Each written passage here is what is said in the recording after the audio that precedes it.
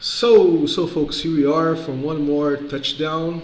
Here today, we're having Vincent as a friend of Loading, and don't bother if my name is Vincent and his is Vinicius because we just trade our identities, at least for a while.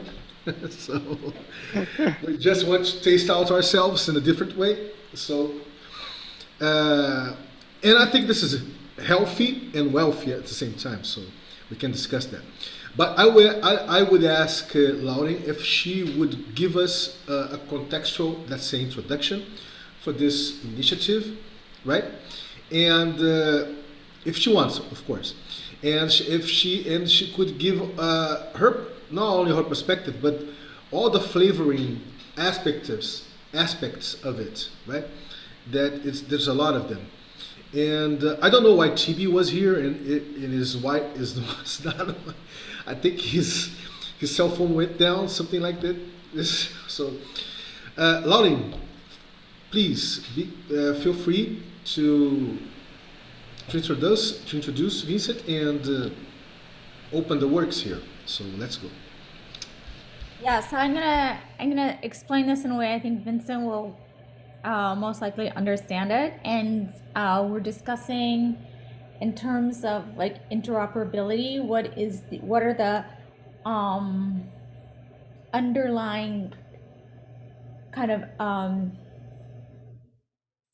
spiritual and meta concepts that can flow through borders, and when I say borders, either national borders or kind of software borders. What are the ideas that can create this underlying interoperable flow? And so we've been talking about our developing a mutual conception of wealth, and whether that encompass fun or security or whatever that entails. So in my opinion, the wealth transfer, I think I don't think it's like a great name for what we're doing. I think we're more into like wealth creation and creating new concepts of wealth, and how we can conceptualize those value flows. What is the value and how does it flow, and how do we create names for this flow? Is that did I do okay, Vinicius? Vincent? Yeah, but, you asked for Vinicius, not for Vincent. So Vinicius, feel free. um, yeah, I would love to hear a bit more from Vincent's perspective.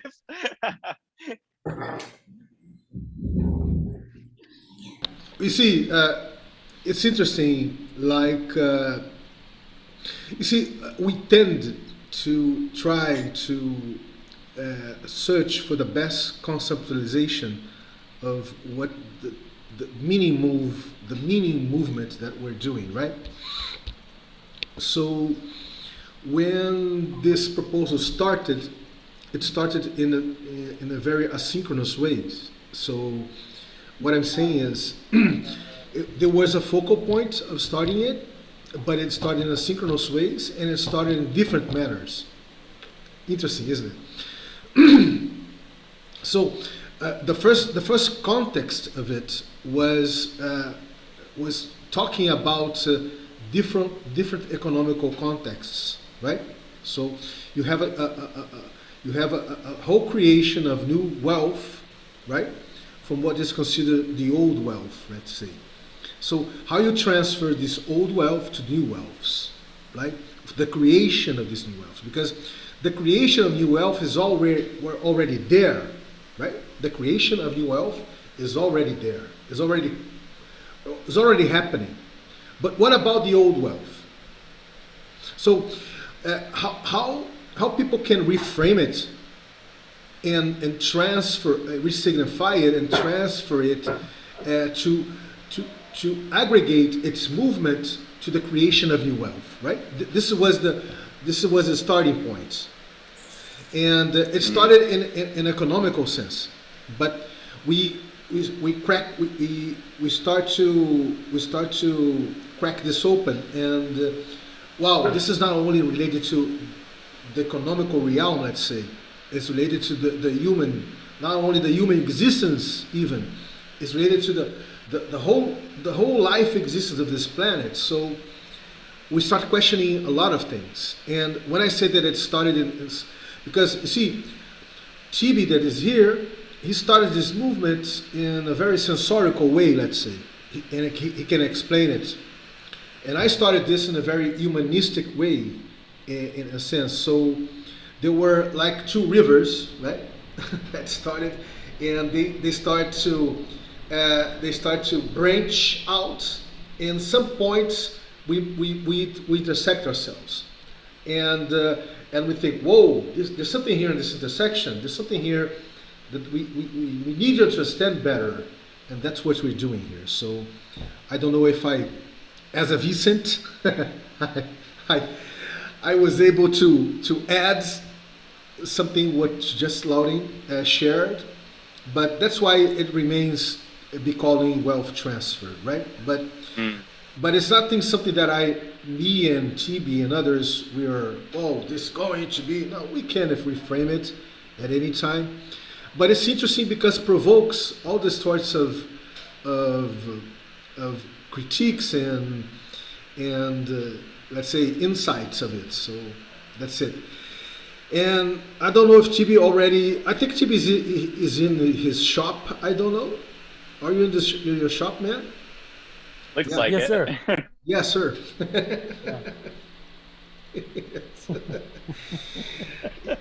Because what kind of shop is it? I have a background in mechanical engineering, so wow. I'm in the environment. Yeah, that's my second home with machine shops. We need mechanical engineers actually. I'm looking for an open source project. Yeah. Well, this is our lab. We have some electronics equipment. I mean, prototyping tools, 3D printers, and this is where the material action happens within the Sensorica environment, right? There's design work done online, and when you have to screw something or work with material stuff, we come to the lab, and it's a sort of a shared space, kind of a maker space. So when you walk in Sensorica, you expect to find everything you normally find in a maker space, right? Yeah, I would say it's a Sensorica space because it's blended with different things. It has a hacker mentality, it has a maker mentality, it has an open value network mentality. So yes, yes. So, Vinicius, what I enjoy about Tiberius is that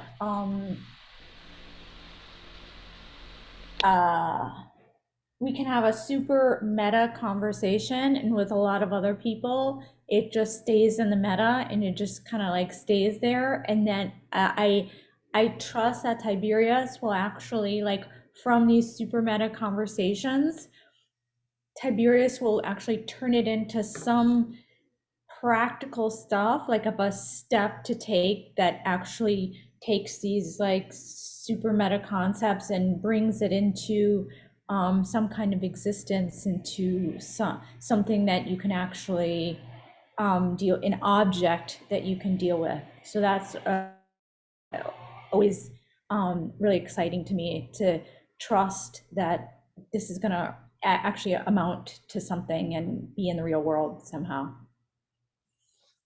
Yeah, well, Vinny is doing a lot of implementation too. It's not just, yeah. I mean, we're all doers, right? We're all doers. Yeah. And but you have to be cautious if you're talking to me, Vincent, or you're talking to Vinicius. You see, you didn't get that to TV. because he's now always playing my part and I playing his part. So yeah, Oh yeah, it's true. The names are okay. yeah, we traded. We traded. Yeah, we traded. Identity. We traded identity. This I'm identity confused. it was forced on me by the authoritarian Zoom host. And so Vinicius, and I mean Vincenzo when I say that. Vinicius, Vincent and I met a while ago, and we were kind of we've been trying to start this multilingual thing for a long time, and you might remember him being at the Transensing session that we had, the multilingual session. He was part of that, and so yeah, and so that was pretty special.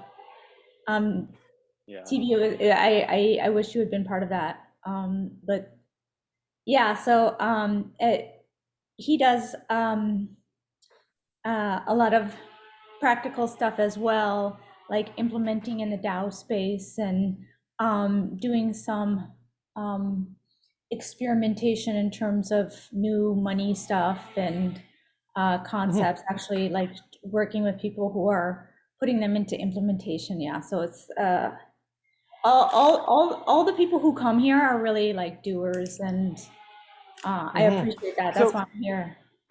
So is Vincent your friend that was supposed to present to us something about what was it? Collaborative? Collective intelligence. Collective intelligence, yes. Oh, nice. Yes. Yeah, Yeah, I was he's looking forward for that. and he's I think he's probably one of the most premier experts in the world, I would say, in terms of discoverability and collective intelligence and how you actually get that to happen, and how from like an activist perspective, like how you view and define and create networks of groups. Nice. Perfect. So are you planning to walk us through something now, or? I'd be happy to. Perfect. Yeah. Before that, I would ask you a question. Sure. What is the new wealth that you see, and maybe there's not just one, but more than one, related to collective intelligence or social intelligence? And I don't know if we coordinate when I ask you that question. I don't know how you interpret that question, but to give you an example is when Web 2.0 was created, a new form of wealth was also created, which was the social graph. And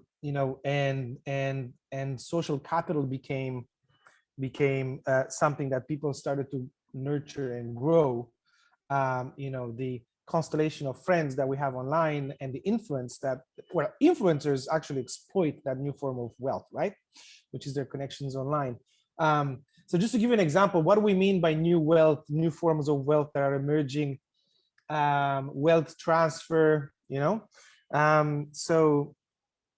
how do you, so based on that, the definition of, or example of new wealth emerging with a new technology, let me ask you this question before you present to us. Like, what do you think what is the new form of wealth that is emerging with collective intelligence now that it can become something like massive? Yeah. You know what I'm saying? Yeah.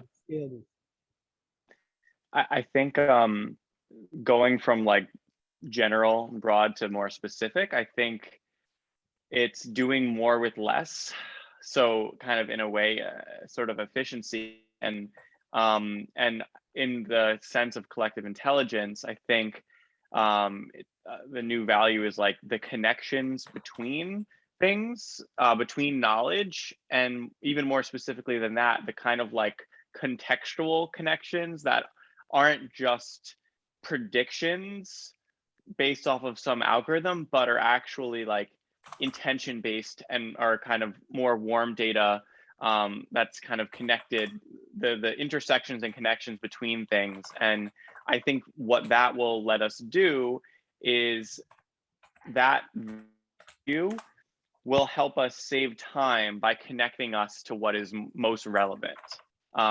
Because instead of an algorithm kind of like predicting what we want, it's like intention based, and we're able to find what we're looking for in order to solve a problem in the least amount of time possible with the least amount of jumps. Okay, but what is, okay, it's cool what social intelligence can do. I think that answers the question. But is there a thing, a thing like I said, the social graph? Oh, that is like saying money. Okay, it's a thing that was created, and it's the basis of social capital as a form of wealth, meaning it's the material from which that influencer drives his power. Okay, so the social graph is a thing, right? Is there a thing that you see emerging with collective intelligence? Is it a knowledge graph? Is it a, I don't know, some people are working on semantic web, AI assisted, I don't know. I don't know. I'm just mumbling here. So I guess, so the social graph is kind of like, if we're talking about as Web 2.0, the main innovation. Yeah, I feel like, have you ever heard the quote? It's, oh man, I'm gonna butcher it. It's something like, some people talk about each other, like smart people talk about like concepts, and like great people talk about ideas. So it's like, what is the kind of reasoning for your discussion? I feel like you could maybe apply that towards the social graph. Like the social graph is about like people and how we're related to each other. But yeah, the knowledge graph is about like ideas. And like, so that's to me kind of like a higher order of value that's being created there, because, you know, you can have a knowledge graph, a social graph that makes you loads of money and is super powerful, but like, why is it there? It's there to make more money for advertisers. Like, it doesn't have like a higher purpose. So I think taking that and applying it for the purposes of solving the sort of like prisoner's dilemmas and the sort of problems that we need to be able to coordinate at scale, and we can't really solve on an individual level. It seems to me like there's a need to kind of unlock the collective power of making more win-win like decisions and changing behavior on a broader scale that's more decentralized, and that is able to respond more rapidly than we currently are able to respond with the very kind of like hierarchical decision making, where like one person isn't even an expert, you know, kind of just makes most of the decisions. Yes, I'm taking notes. If you see me typing, I'm taking notes because we're also very how do you say, keen and aware of collective intelligence, and we exploit that within the way we work within our network. I always say that there is two major things when it comes to how Sensoica as an open value network functions, and one is StickMagic, the second one is collective intelligence. So when you look at our tools, infrastructure, and methodologies, everything is sort of designed to leverage StickMagic and social intelligence to cultivate, to create a capacity for it to express itself, and to leverage that. So we are, in a way, how do you say, aware practitioners, okay, of these things, we have a sort of a real world understanding of what it means. We haven't just read a book about collective intelligence. We actually try to implement tools and procedures and methodologies so that collective intelligence becomes something, a phenomena that we can exploit. So we're very aware, we're hands-on on that thing. So yeah, so I could also share with you how that manifests itself. If you look at the way we document stuff and the way we do research and development, you can see that the digital traces of these things. Cool. Okay, so I think I'm done here, but that with respect to this field, right? This is where my interests come from. Yeah, Chibi, we're just having Sam here. Hey, Sam, be very welcome, man. Hello, everybody. It's good to reconnect. I was just having a little swim and a little exercise, but I raced home to make it for this call. I've been meaning to for a couple weeks. Yeah, that's great, man. I said to Chibi I was missing you since our old cast experience was really great. Oh, I mean, I'm really flattered. Yeah, it was. I mean, I appreciate you all for the opportunity to be involved, and yeah, it was very interesting stuff that came up. But I really like the vibes of everybody who's involved here. Yeah. So today we talk about social intelligence, just to have you know up to speed with what we're doing today. And Vincent, today he's disguised as Vinicius. I could change it for the presentation, maybe.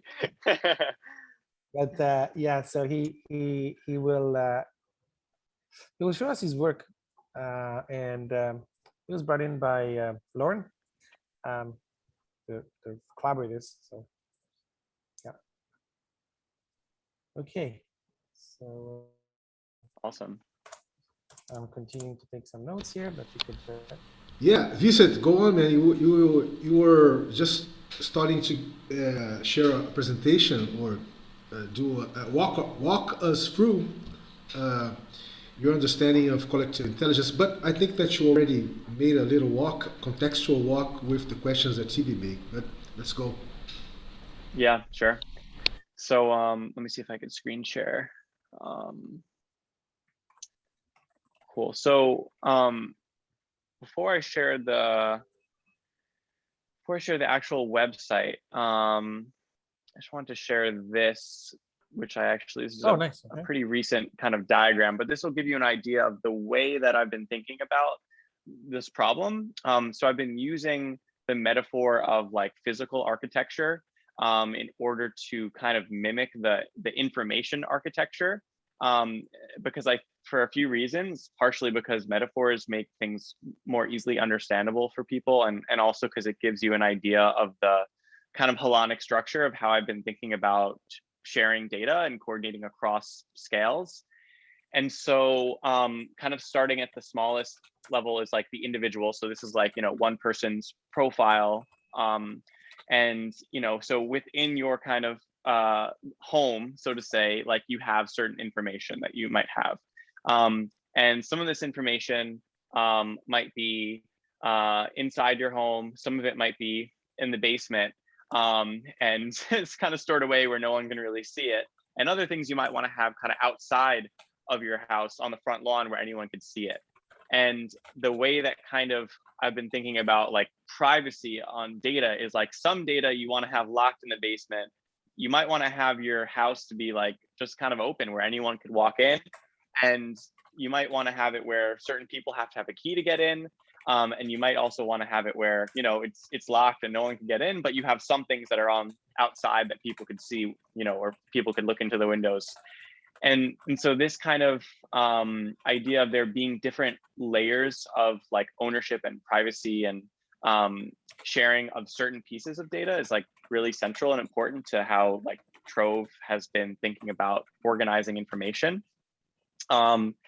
And so kind of going to the next level, like, so individuals are, can be in many different groups. So a group could be Sensorica or Kiko Lab or Game B. And each one of these groups obviously can be connected to other groups, but kind of has their own unique identity. And the same thing within a group. So you might have each basically group is its own kind of building, and within the building there are different rooms, and those rooms depend on the type of building. So you might want to have a maker space in your building, right? So that's like the project room. You might want to have a event space, right? So like your events directory. You might want to have a resource library. So if you have a library in your building, then that is all the resources that this group is collecting. And so all those different directories basically have a certain let's see if I could flip this. Cool. So yeah, these are like the different types of rooms. So there's like event room, project, organizations, resources, links, topics, calls and meetings, opportunities, and troves. And troves I can kind of get to a little bit afterwards. But so the idea is you can choose kind of what directories you have, and then you could choose which ones are private, which ones are restricted to the only groups that you're connected to, or which ones are private and kind of, you know, the information is in the basement where only people who have a key to get in can access it. And so obviously having these kind of connections between groups and encouraging people to share information like a project or an event or a resource into the commons means that then that information can be collaboratively edited and built on top of by the next person that comes by and finds that resource and wants to add on top of it. And so we're kind of designing the whole information architecture in a way that it encourages people to build off of each other's knowledge instead of duplicating work.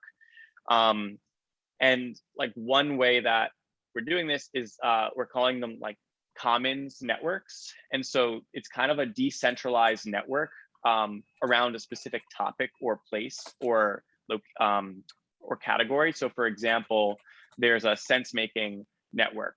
And within that sense-making network, multiple groups and individuals can be related to that network. And if a resource is shared into Kikolab and then it's tagged with sense-making, then that resource will show up in Kikolab's building, but also in the kind of campus of that network. So anyone could go in and find that resource and then contribute and add to it. And so it's combining this aspect of like a social network that has different groups and different networks with a kind of knowledge management tool like a Wikipedia, which is collaborative.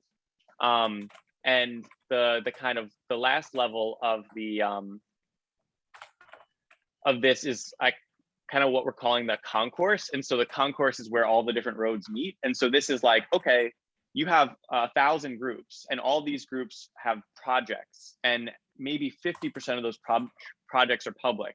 So you want to have one place where you can see all those projects and then filter and find a project that matches exactly what you're looking for. And so this is kind of where you combine aspects of the sort of like decentralized knowledge sharing with a more centralized kind of search engine that can search based off of the aggregation of resources, knowledge, projects, events that have been aggregated across all these different groups. And depending on if you're, you know, not logged in and walking in, or if you're in 50 different groups, what you see in this concourse will be a little bit different. So that's just kind of giving a broad overview of the kind of architecture behind Trove, and then I'll kind of. So what is the concourse? What is that? Is that like an aggregator of all information and data that emanates from different groups? Is that what it is? An aggregator? Yeah, basically. And is it like living somewhere, or is it dynamic aggregation of stuff based on your search keywords or something? So, or based on your identity? So it's based off of your identity and it's dynamic. And so in some cases it's pulling data from just the different groups and individuals that are on the network. And in other cases it's pulling from that data, plus it's federating data from Airtable databases or other platforms or Murmurations. And so there's different ways to basically pull information into these directories without necessarily having to host that data inside of a group that's on Trove. But that's one of the ways. So one of the sources, the main sources of information right now in, for example, the project directory. So this is kind of the main project directory. And so it's most of the projects are being pulled from individuals or groups on Trove that have uploaded projects and said, we want to make them public, or we want to make them restricted to people in these groups, or we want to make it private and share it with Vincent. And so because I'm logged in, then I'm able to see a different view of the project directory than you would see if you just went to this link, not having an account. And so the focus has really been on, spending the last few years developing schemas that are both flexible enough that it's not like forcing people into a very strict hierarchy in terms of like the way that they need to tag a project and a way that they need to kind of display certain information, but also having enough structure where you can have coordination and you can have project directories that kind of can merge and sync up and federate across different groups and communities. And so some of the kind of main fields that are shown here is you can basically search this project directory by basically the different skills or like help that these projects need, right? So you can say like who's looking for like graphic design help, and it'll show you the 3 projects that are looking for graphic design.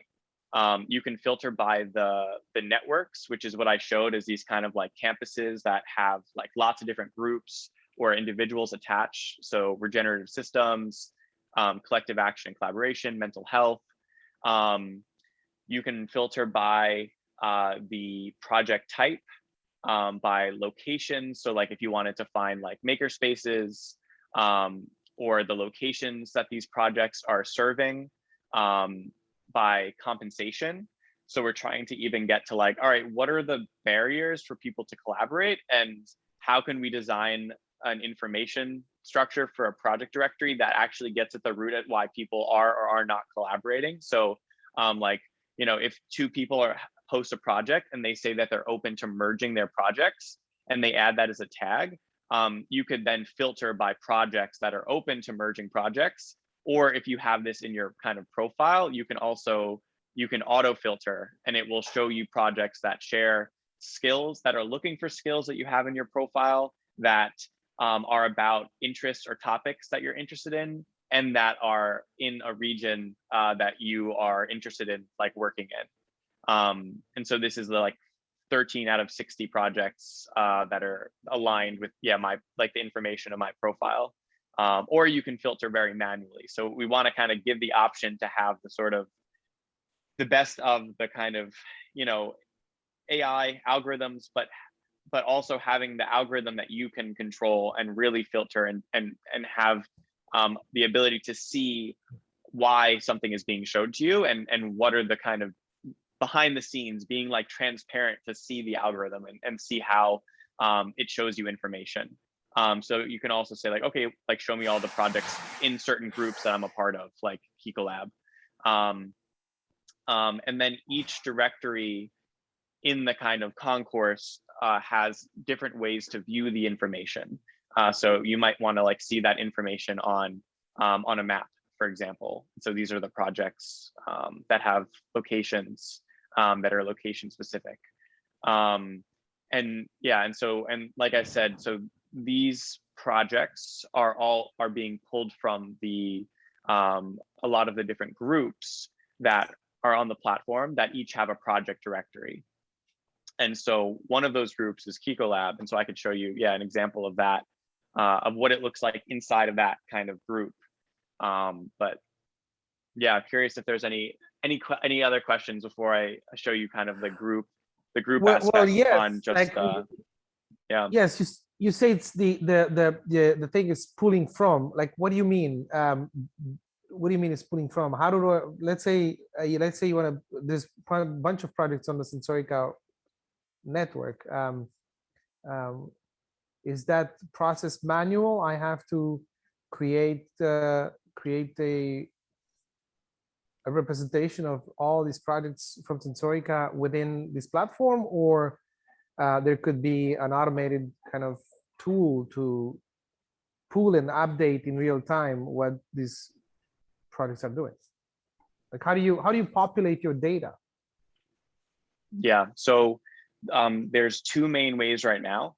So one way is the most obvious way is like when you're on the site, you can create a project, and that will kind of be the easiest way to like very visually walk through and add a location and add the skills that you're looking for and have all the fields and everything set up like kind of how we've designed it.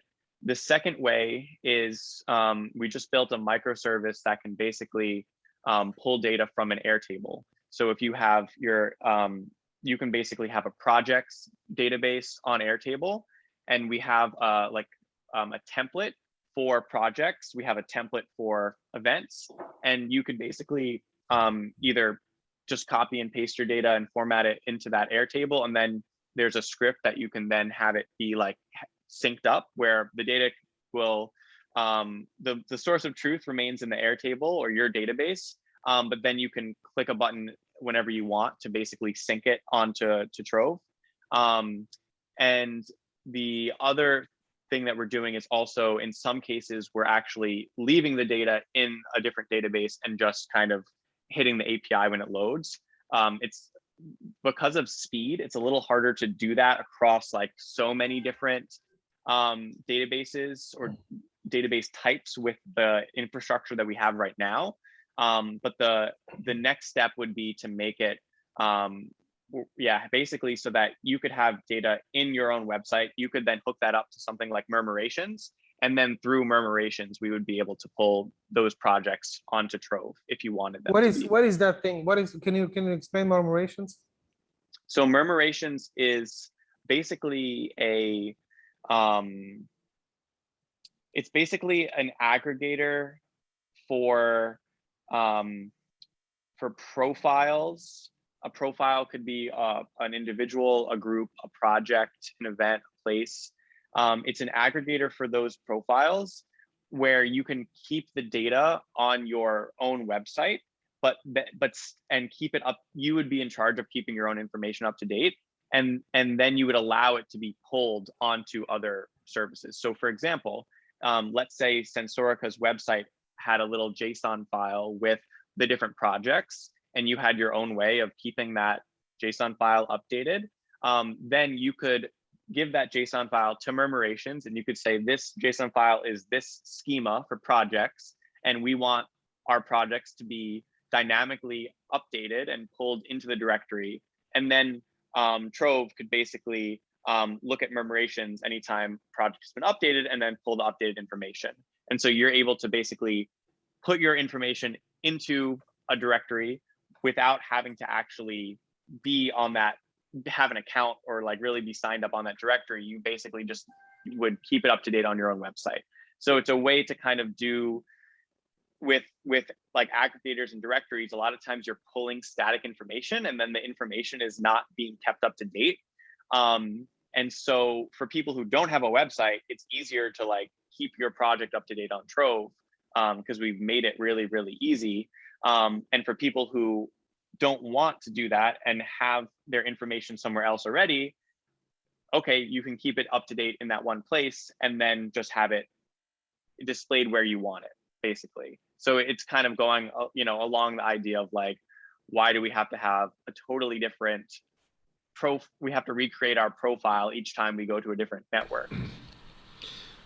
Vincent, man, I have a lot of questions, but one thing is that it's interesting because you're the Catalyst guy that I have been hearing about, and I didn't know about that. So, there's a proposal called Catalyst, Vinicius. You must know about it. Yeah.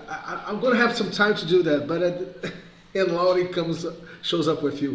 It's really interesting. Small world phenomena, isn't it, Schumacher?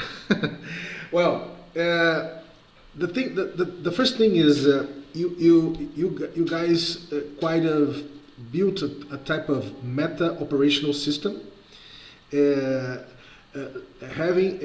considering as the starting point that we organize ourselves as individuals, groups, and groups of groups, and we have and that we call society as a whole, and in a very structuralist way, right? So, what is individual? For me, individual is something very encapsulated. It's a concept to begin with. It's a concept of, let's say, what could one person of my species, right, at a whole, what one person could be identified as an individual, taking into consideration all that talking that we're doing early in this touchdown about identities, right? So, what is individual? Individual is something static, is something that you can refer always to, you can depend it always to. So the questioning about what is individual is essential to establish, let's say, all the operating system that you guys build upon. So this is the first question: what is individual? How that relates to, let's say, a network, collective, intelligence way, in a meaning that I'm not the same individual, let's say today, that I was yesterday, that I'm going to be tomorrow, because I'm all my identity, let's say, it's built upon all the transformation that I have been transforming since the day I'm born, right? Because I'm always in a transformational mode, right? We're always dying and being born, in the sense that our cells do that, our epithelial cells, our skin cells. So we're always in a transformational mode and mood. So what is the individual, right? And how is the house of this individual? What could be the house of this individual? Would it be momentary? Would it be temporal?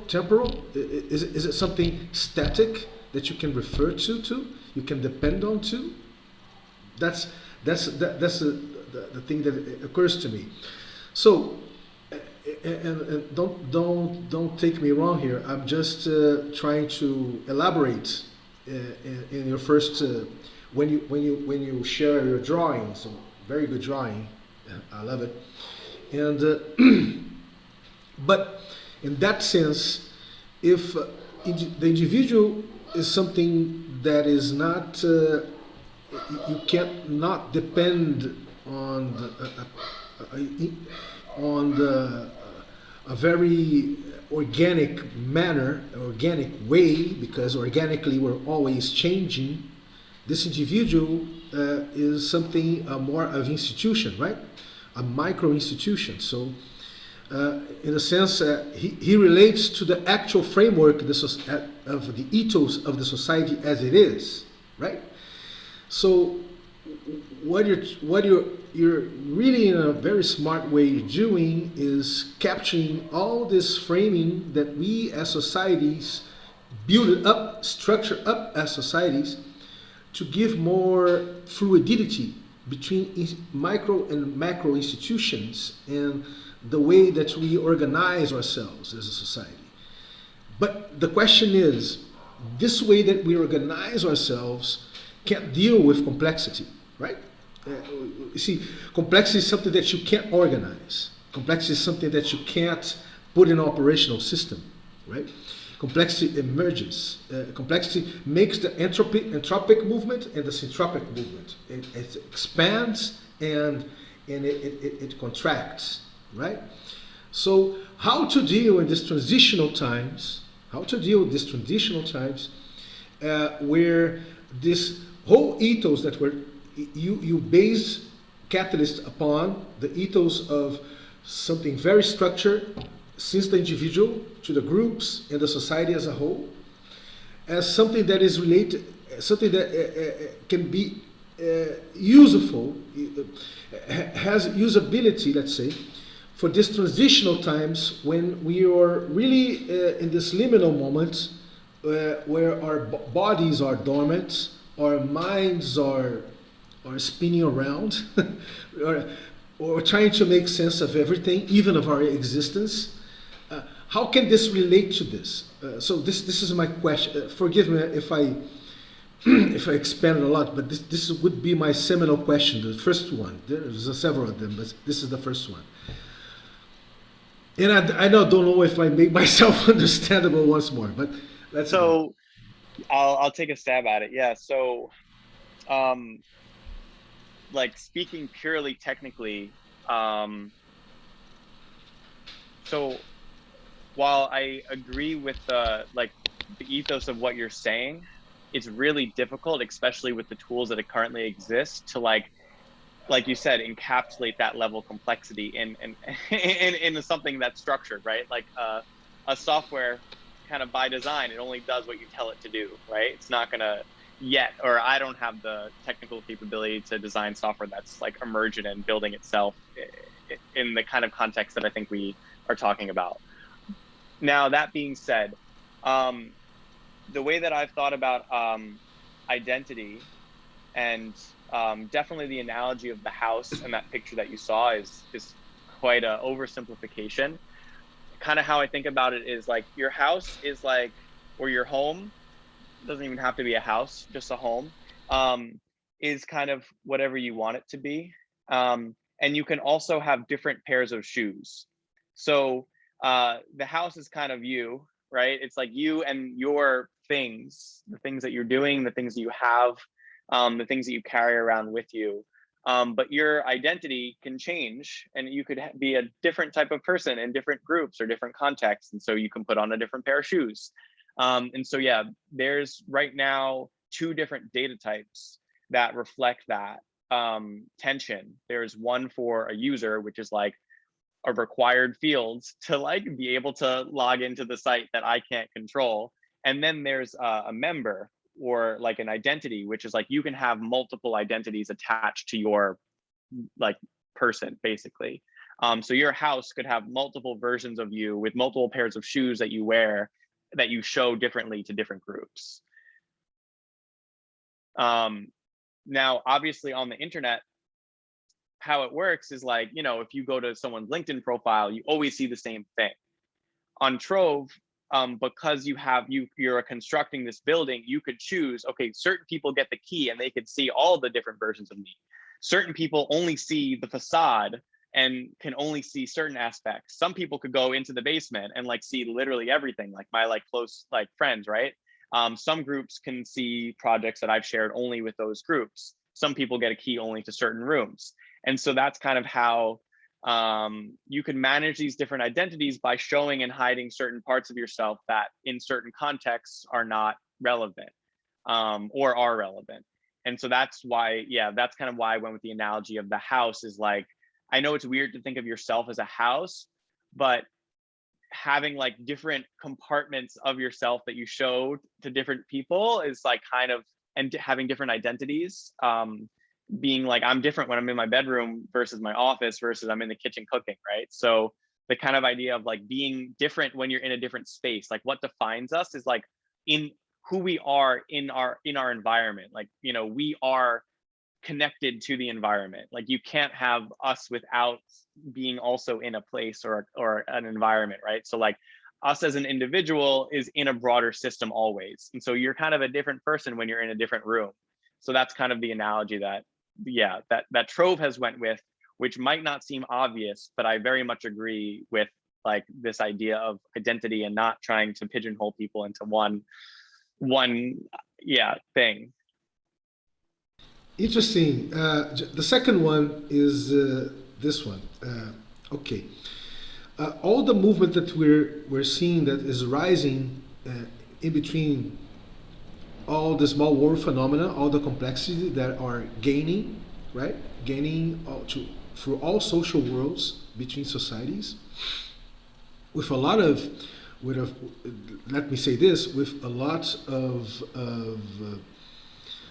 infight, right? Of a lot of infight, a lot of polarities, right? A lot of polarities, and we know that part of this polarity, or a great part of this polarities, is due to the actual Web 2 corporate algorithms of Facebook, Instagram, Twitter, and things like that.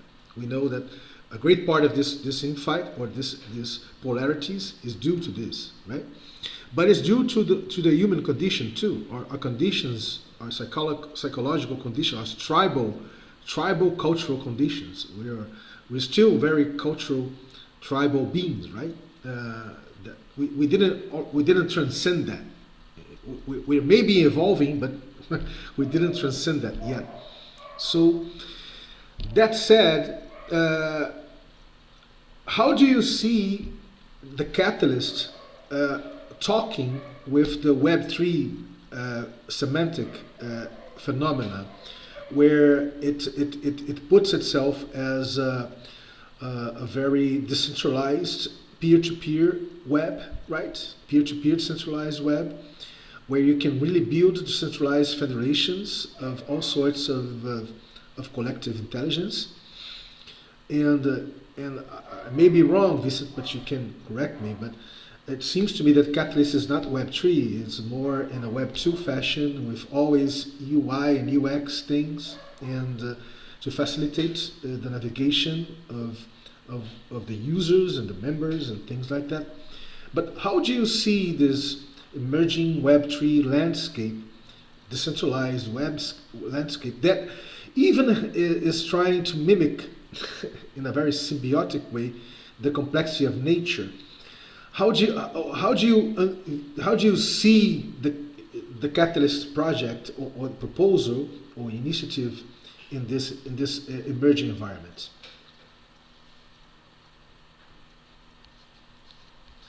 Great question. Yeah, so the current version of like the prototype I was sharing with you guys is not built on Web3. It's a Web2 technology. It also took about, well, it's taken a lot longer than 4 months because of all the thinking that's went behind it. But this current version was, yeah, built in about 4 months with no funding. So obviously there are resource constraints to like to building the level of complexity and detail and UI, and also build it on Web3, which is something that is very new. And I think my hope is that Catalyst, and so Catalyst is the name of the kind of broader project, and Trove is the name of this one kind of Web 2.0 version of it. So it's very specifically like not the whole thing. So the plan is to basically either build or find a kind of Web 3.0 version of Trove, and kind of build Trove as something that will eventually die and transition over to something else, and the parts will be kind of recycled. So I'm hoping that it can act as sort of a bridge. And so Trove would be the caterpillar, let's say, and yeah, more or less. Yes, and we were going to have a lot of butterflies in the Web3. Yeah, exactly. So yeah, that's so that's part of the kind of like transition plan that's in place right now. So I've been talking to some people to advise, and I would love some more help with advising that kind of strategy, to be honest. But right now, like, yeah, just to be humble, like this has been like a prototype and a learning experience. And my belief is that good frameworks are discovered, not invented. And so this way of thinking about the world and like how it's kind of structured is kind of like what I've observed as like, this is kind of how people are organizing things. And so I'm just going to try to create data structure that kind of fit most people's existing things so that everything can work together in a more coordinated way, because we don't really have the infrastructure right now to coordinate across scales because there's not enough of the kind of organizational complexity. So we need to like have that balance between like freedom and like, oh, what if I don't want to be a group or a project or an individual? I want to be like all three of these. And so like that is like probably the main critique of the current version that I will accept with like full, like, yeah, totally. It might completely fail. But it's an experiment in trying to see if some level of organization can help to coordinate and organize the kind of emergent network of people that are transitioning from, so to say, game A to game B, and need a way to do that in a coordinated fashion, in a way that people can do it who aren't software engineers, because so even though, so the current version is being built on a lot of like low code and no code tools, which lets me prioritize the UI, because I believe it's more important to have more people be able to get into this space of collective intelligence, be able to get involved with projects without having to code. Like, to me, open source, like, I have a background in mechanical engineering. I know enough coding from, you know, doing Arduino and C# and all that kind of stuff to be very fluid and be able to talk with engineers and do some coding myself. But I also realized, like, most people can't code, and most people, like, I don't know how many people can learn to code after they're a certain age and they don't code. And so, like, saying something is open source means it's like closed off to anyone who can't code. And so it's not really like totally open. And so, like, having something like a Google Sheet or an Airtable that can like actually teach people about data structures, and like, oh yeah, I could see the columns, like that's something that's a lot more approachable. And then having like a UI where you can say, okay, show me this information in a different way. I think the tool itself changes the way that we think.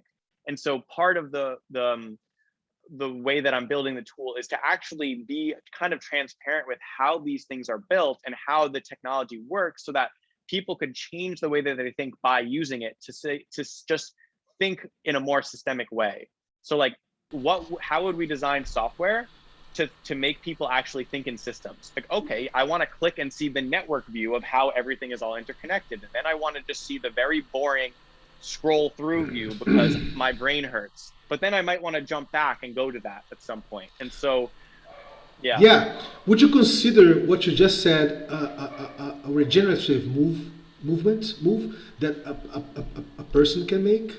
What you just said, like the caterpillar move to become a butterfly. Would you consider what you just shared with us as a regenerative move or movement that folks can do in their lives, in the sense to re-understand themselves and to, you see, to just not only have a let's say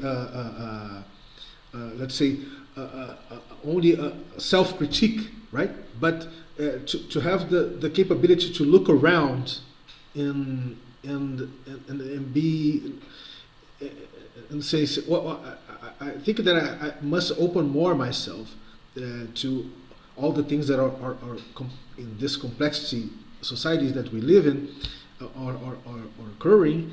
For me to, let's say, not upgrade, because we're not systems, right? We're not operational systems, but to evolve myself. So would you consider what you just shared as a movement, a regenerative movement that was move, let's say, because I quite have felt it, right? I quite have felt it in your argumentation. Yeah, I mean, my short answer is yes, I think so. Yeah, I think there's a lot of aspects in how you could design like software or like systems that could be, you know, represented in software that could be quote unquote considered regenerative. I think another example of that, which I didn't share, to give you another example, is like how we think about a group or a project, which is not static and it's dynamic and changing. And so, and the same thing with an event. And so we have, so on Trove, we've designed the event page where after an event is over, the event page isn't some page that URL gets like, you know, deleted and then it no longer becomes relevant. That event then turns into a repository. And then you can go in and you can add a video, you can drag your Zoom chat, you can add projects, and you could add context, and then it becomes an artifact that can be out in the world doing work. And so it changes into something else. It's no longer like an advertisement for something that's happening in the future. It's it's a dynamic repository of something that happened in the past that can also be constantly added to. Like a year later, you could say, oh, we're creating a new event, we're connecting it to this past event. Now you can see this past event on the current event, and you can see like everything we learned from this past event a year ago. And so it's a way to like recycle the knowledge and information in a way that we like recycle ourselves and like are constantly evolving. And the same thing with projects. Like after you mark a project as like no longer working on this, it will stay in the database, and then it'll ask you, do you want certain pieces of this project to be viewable for people to learn from? So you can have like a bad project directory of like all the projects that failed, and maybe a video of like, hey, I'm Vincent from Trove. We were building this Web 2.0 software project as an experiment. It totally failed. I'm going to spend an hour talking about why it failed and what you can learn if you're trying to do the same thing. And so this is yeah, a kind of trying to like think about software and like how can we recycle things in a way that they can be more dynamic and living. So can I just add to that? So I've developed a format to actually do just that. We've had quests that have failed or are stalled, and so I just, it's low tech format that I developed on Miro to start with. This is where this project is now. It's stalled right now, and this is what's happened.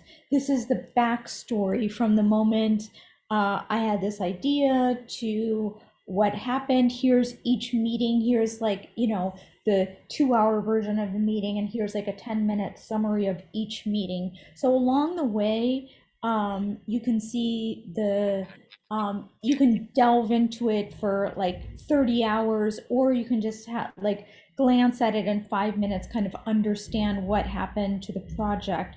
But that kind of like format of, this is what happened to this project, this is why it's not succeeding right now, this is why it's stalled, and this is like, so what Trove does is enable me to upload that project, that's kind of stalled projects or projects that need something in order to go forward, and kind of put that into the universe and say, this is what this project needs right now, so that someone else can be like, hey, this is what I have, I'm a graphic designer and want to do something.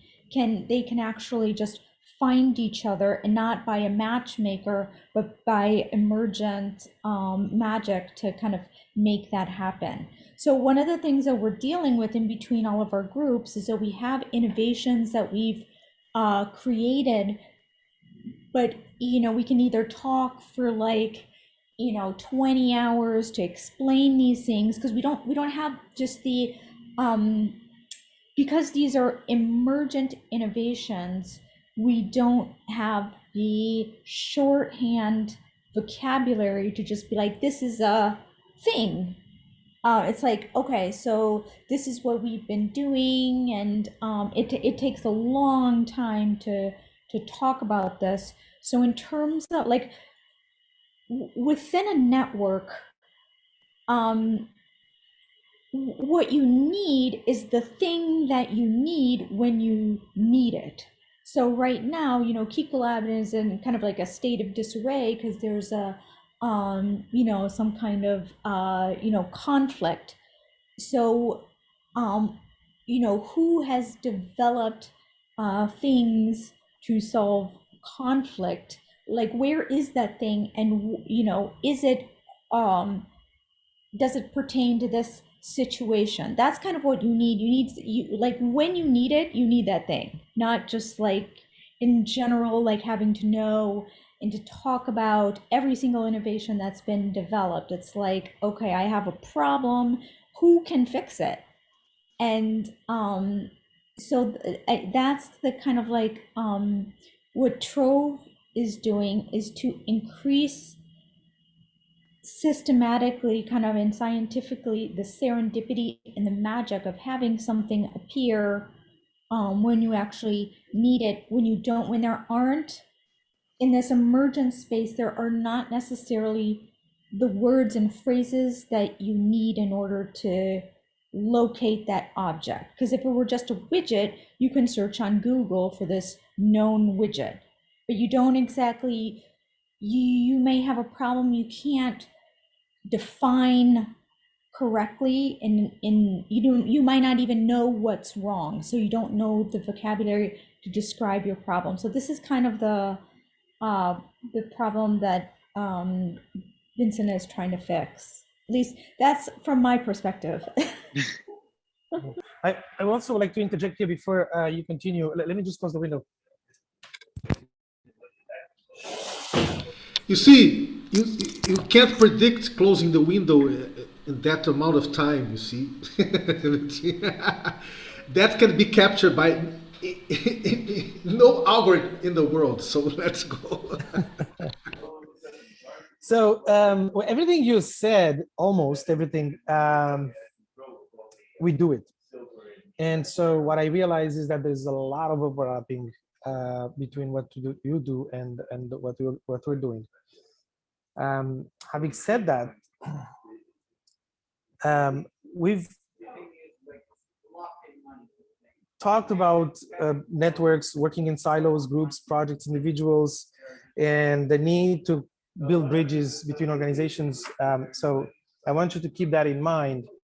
How can we find a way to interface your activities and our activities, because there's so much in common and there's so much that you can add to our system, and there is so much first-hand user experience, let's say, information that we can transfer to your project, okay? Because we're doers and we actually practice what you're saying, and you can consider Sensorica as a sort of a community of practice that could provide you information to come up with these new schemas and that data structures and all that. Let me show you something, okay? First of all, talking about regenerative tools for regenerative action. Can I share my screen here? I can share, right? Okay, so let me go here. Okay, and show you something. And that speaks to what Lauren said too. So this is the NRP Sensorica. Are you familiar with the NRP, Vincent? What does NRP stand for? Okay, cool. So maybe to take some notes, NRP, value flows, holochain, holo REA. These are things that I would get acquainted with. So NRP, value flows, which is a language to describe economic activity within networks, and holochain / holo REA, and REA is the ontology that we use to model economic activity in networks. It's highly related to value flows. So if you want to think about the NRP that I'm showing you here, is built on REA, which is that ontology. And from the practice of Sensorica, some people have abstracted value flows as a sort of a generic language, to build protocols on top of that. And holo REA is implementation of the REA model and ontology and value flows within holochain. Okay, so this is how we believe Tiberius, that. Sorry to interrupt you. Can we pause for like 30 seconds? I have something urgent I have to handle. Yes. Okay, thank you. Sam, you came back as Sam Butler. I don't know that you. I don't know that. I just switched devices. One was running out of battery, and so I made the transition. What do you think about, man? What Visa just shared with us, and all the questions. I have a number of thoughts. In part because I've thought about this stuff myself. I'm almost a little bit kind of oversaturated with these perspectives of like, there's all of the organizations. We just need to unite all of the whole ones and stuff, because I've been hearing that for like 5 years. And I feel like I've seen like dozens of efforts at doing that. And I think my current perspective, which I've been thinking about for a while, and I was thinking about this week actually, is like, we don't really know exactly what it will look like, but we know from a starting point that like the basis of all of this is the graphs. The basis of all of this is like my network on LinkedIn, my network on Facebook, yours on those platforms, wherever. And I think a really simple, surefire starting step is just like exporting those graphs and giving people like an initial substructure on which they have their graphs available. And doing that in a way so that there's lots of things that can be built on top, lots of different implementations, lots of different potential interfaces and uses. That just because, again, like I feel like I've seen so many steps that haven't continued. It seems to me that that is the simplest and most surefire and most kind of essential thing that will need to happen. And so that's kind of what I'm thinking about at the moment.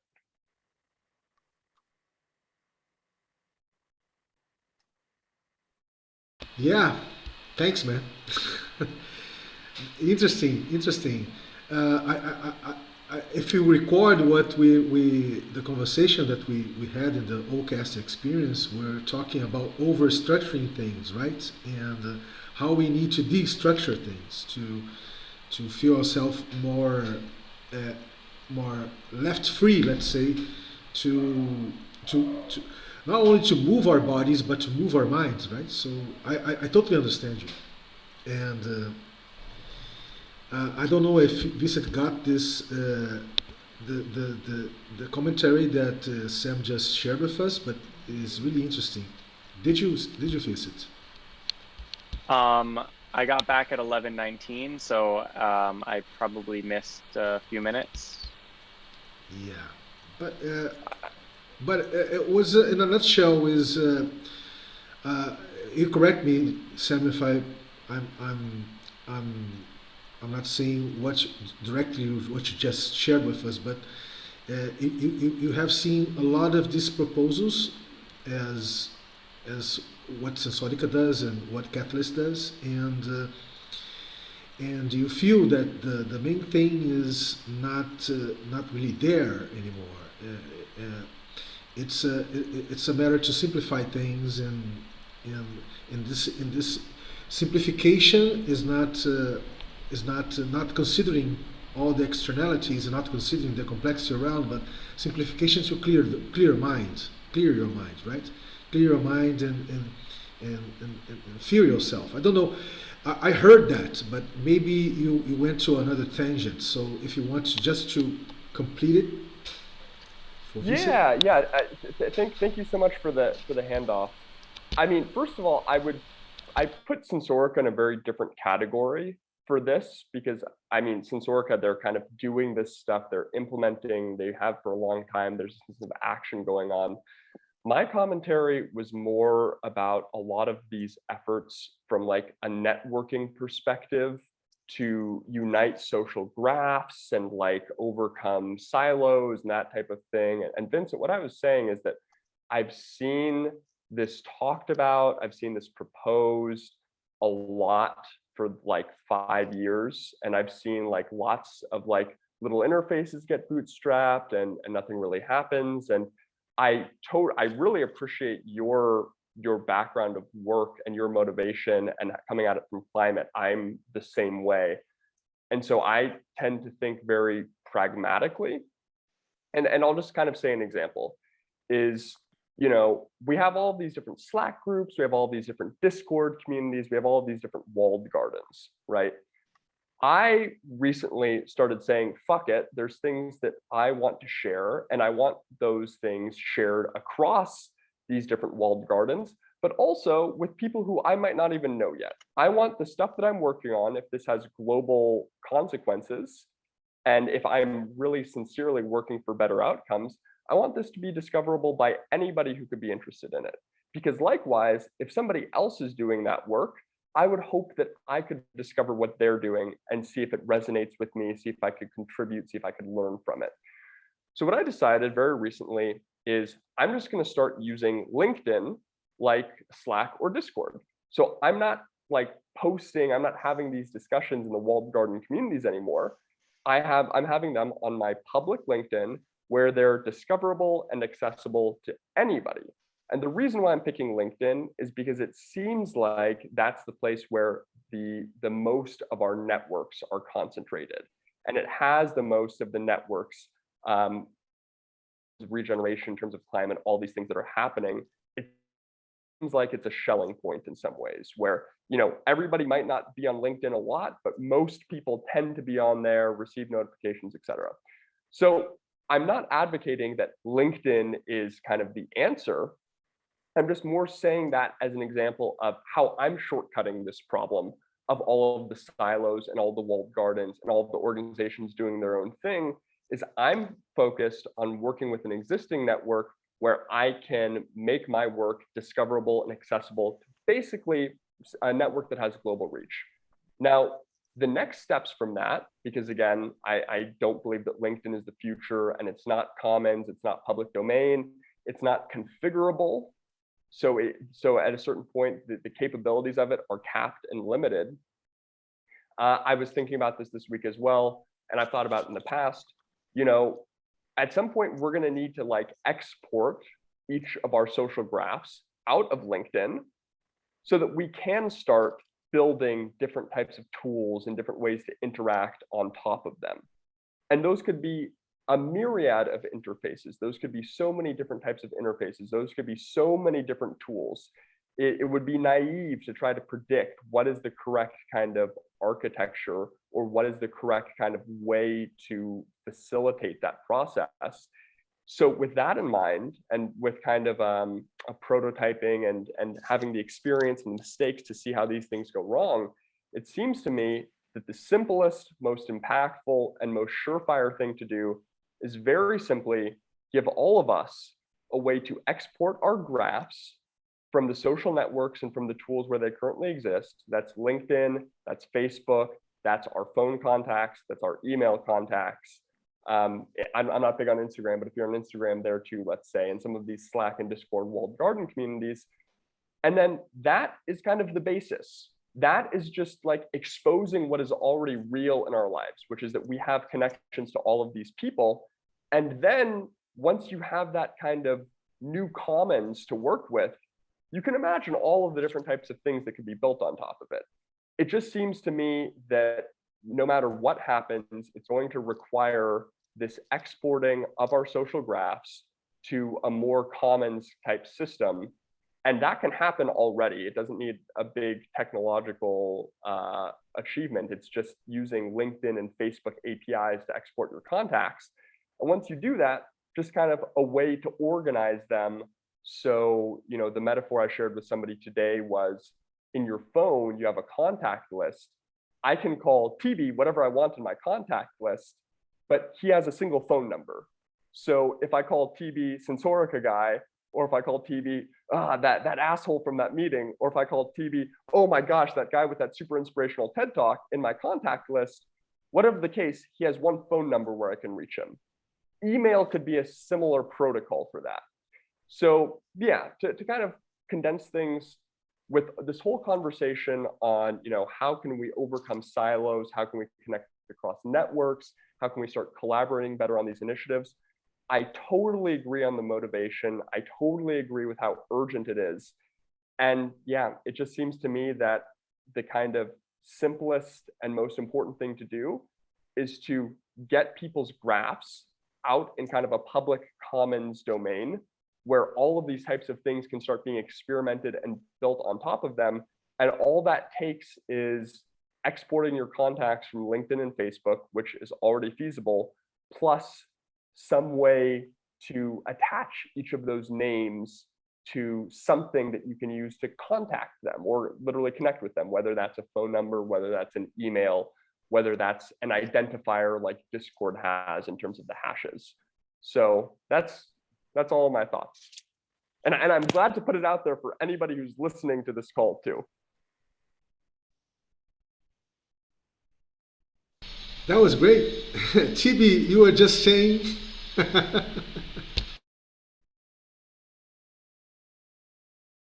I don't know if he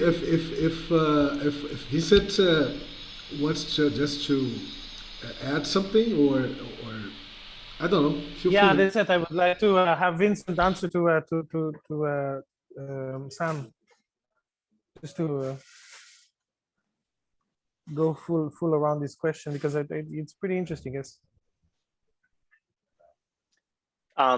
Yeah, so I'm not sure exactly what the question is, but Sam, I definitely agree with you. I'm curious. I think the way that I've tried to like approach the walled garden is to kind of some like hacks. It's like we have like a link bot that goes in a few different like Telegram groups where basically it just listens for just links when people share like a resource. And then it just pulls those into an Airtable database where then those links can be shared or converted into a kind of like resource library. Yeah, so like this idea, I think there's a lot of problems with social media besides just the fact that the data is locked into these walled gardens. One of the problems is also like the stream versus the garden and how easy it is to get caught up in the stream and be just like overwhelmed with information. Like I spent an hour last night reorganizing my notifications because I'm like getting like hundreds of notifications a day. So yeah, I'm like curious as to like, you know, I personally am like so overwhelmed by I have to like work wise, I have to be attentive to WhatsApp, Telegram, Signal, Slack, email, Instagram Messenger, Facebook Messenger, Mattermost, Discord, and now Matrix. So that to me, like opening up the social graph and then having like 100 more of those apps is not, to me, that's not solving the problem, or that's not solving the problem of information overload.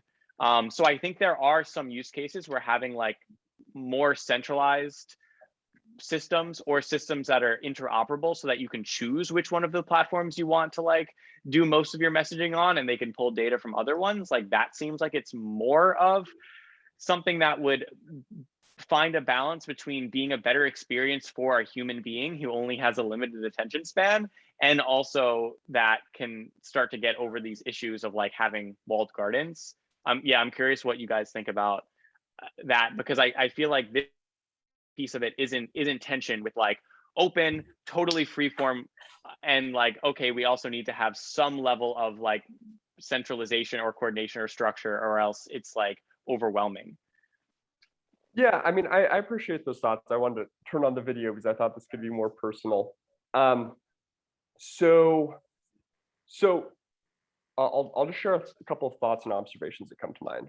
One is, so with all of the like different organizations and communities that are currently cataloged on Catalyst that I saw with the Airtable, with all of the places where you have those Telegram links and they're doing those resource management, that probably reaches like 10 to 20,000 people, I'd say, maybe more. Maybe let's go like really high. Let's say that reaches like 50,000 people across all of those organizations, which seems like realistic. There are hundreds of million, if not how many billions of people on LinkedIn and on Facebook right now. And millions of those people are interested in all of the same types of things.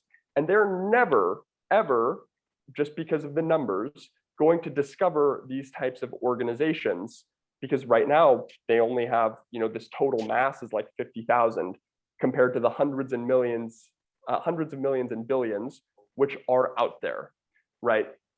So I just kind of wanted to make that observation in terms of, if we're being serious about enabling a lot more people to kind of get involved in this, about the urgency, about the importance of accessibility and discoverability, I think there's a big point in terms of thinking where our networks are today and what can facilitate that. I would also add, I completely agree with you about the fatigue from so many different chats. I 100% agree. I've seen some very interesting protocols, or in particular Matrix and the possibilities on Matrix, how you can bridge with those systems. So there's actually a centralized service. Unfortunately, it's a centralized service which is trying to become the next protocol of communications. The problem is it's a centralized service where you can actually connect your Slack communities, your Discord communities, your WhatsApp, your Telegram, all into a single interface, into a single inbox. That's been made possible by the technical architecture of Matrix. So there's a lot to like, there's a lot to be inspired by from that approach, in particular the way Matrix made that possible. And that immediately solves the problem that you're talking about, where you have all these different places. No, this tool already exists today. It's called Beeper, if you want to look at it. My only problem with it is that it's like trying to centralize a federated protocol. And it works, and it happens, and there's a long waiting list, but you could use it to solve your problem today. So with that point in mind, I don't think that there's any reason to say, if we work in a way where we'll have the full power of our networks, we'll have full discoverability across our graphs. It doesn't necessarily mean we're going to have all of these new applications with all of these new notifications and all of these new distractions. I would just say that, like, I think the example with Beeper, what they've done, consolidating the stream of notifications into one interface that you can check and manage yourself, it just shows that's done, and Matrix made that possible through Matrix's bridging technical architecture.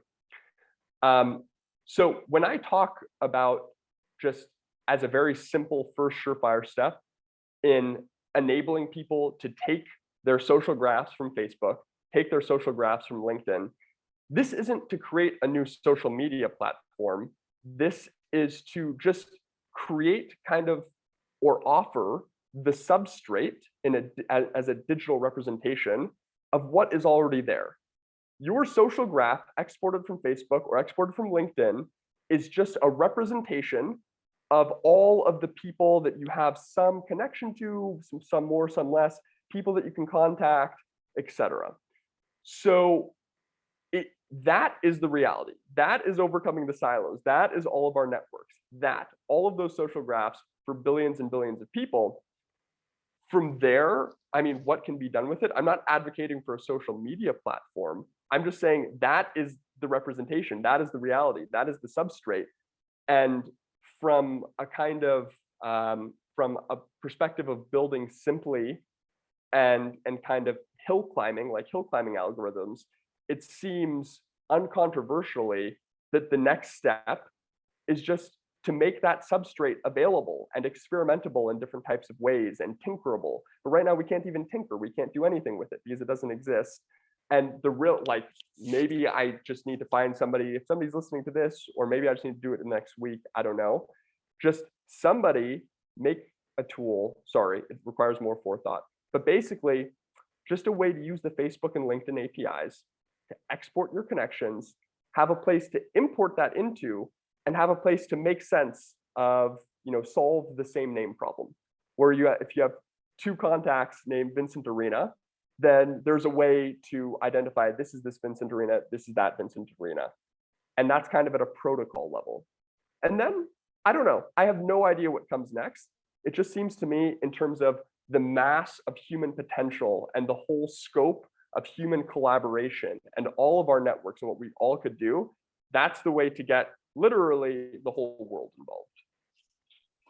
Well, when we started to talk, after I jumped in first, I mentioned the new wealth that was created with Web 2.0, which was a social graph. So essentially what you're saying is that we have a wealth that was co-created by all these people around, but it's monopolized by these platforms. But this is our wealth, and we created it. And so that is it is a tangible thing, and it is the material from which we can do all sorts of things, right? So I can build, this is what I feed to build my social capital, which is something that benefits me as an individual. But that's just one way to exploit this wealth, right? So yeah, this is how we started talking about social graphs as a new wealth that was generated, and the evaluation of Facebook on Wall Street rests on that particular resource or type of wealth that they have built, the social graph. And since they control it, they can exploit it in ways that we don't. So, and that's what gives the value to Facebook as a company, right? So I really resonate with that, and yeah, it's just, let's think about it as at a very basic level as a new form of wealth, and then what applications, how we can leverage that, how we can exploit that as a society, as individuals, as groups. That remains to be seen, right? But let's liberate that and put it into the commons, like you say, because we built it. That's very interesting. I just wanted to, TB, that's perfect point. I just wanted to loudly echo, like, once that's there, there's lots of things that we can do. And this idea of just like, once you liberate it, like, let's kind of see what happens.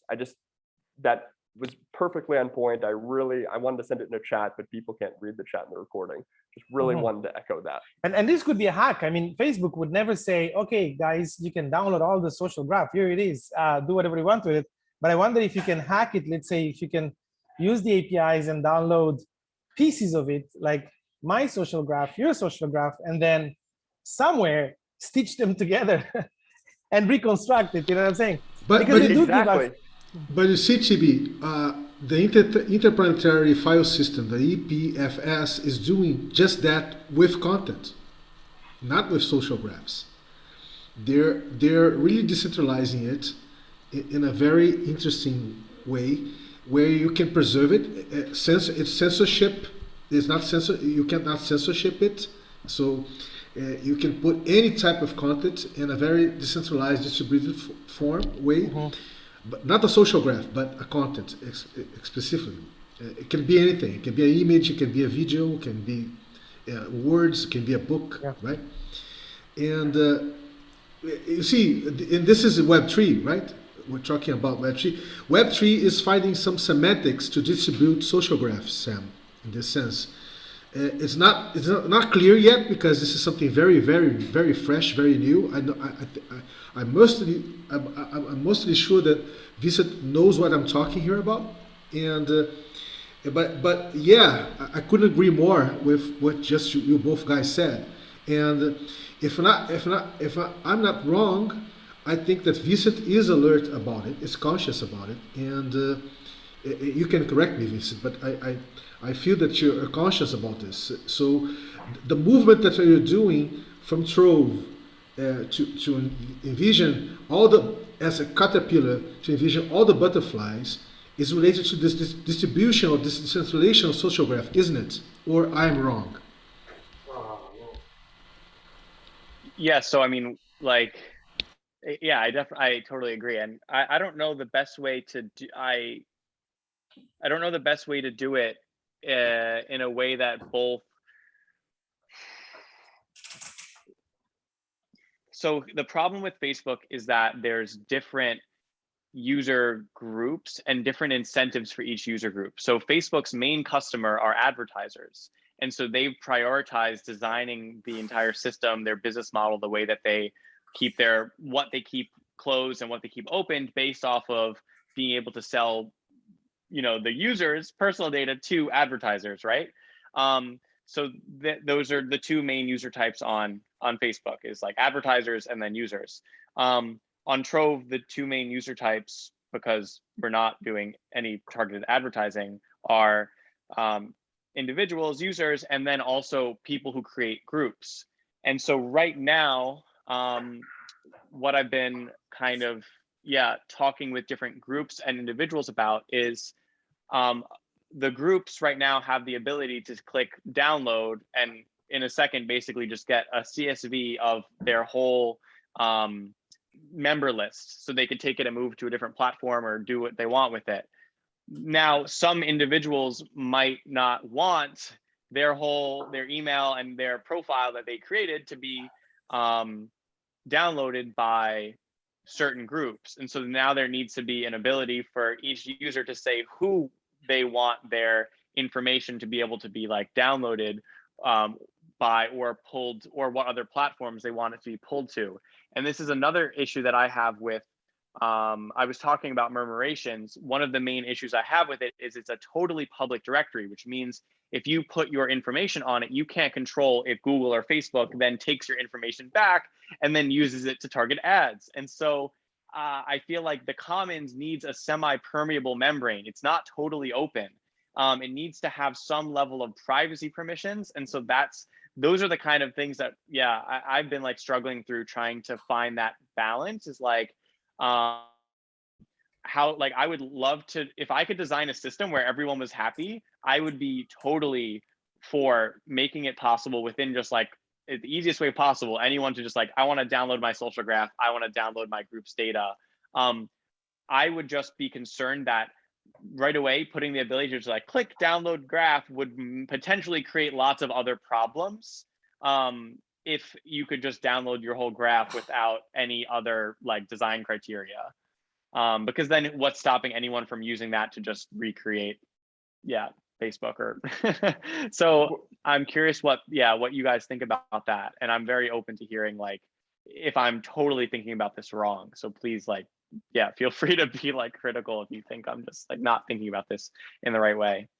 No, I mean, there's a language thing. I really appreciate what you said. I want to clarify something in language when we say graph. When I say it, more of what I mean is just first degree connections. So I really get what you're saying. There's a privacy consideration where if I have a first degree connection with somebody, maybe I shouldn't be able to see their first degree connections. So what I'm talking about is basically you're downloading your friend list. So that's information that you can already see. It's already available on the list. You already have it. And to what I said it in the chat, but to what TV said earlier, I think that it is worthwhile to consider privacy on this, because I even read recently that the Matrix ecosystem, partly because of its openness, is starting to deal with some spam problems. So there are some relevant considerations there. But to TV's point, I have thought about this as just downloading your first degree connections from these places, and then as everybody, and being able to import those into a place where you can kind of like stitch them together, or at the minimum, you have your first degree connections.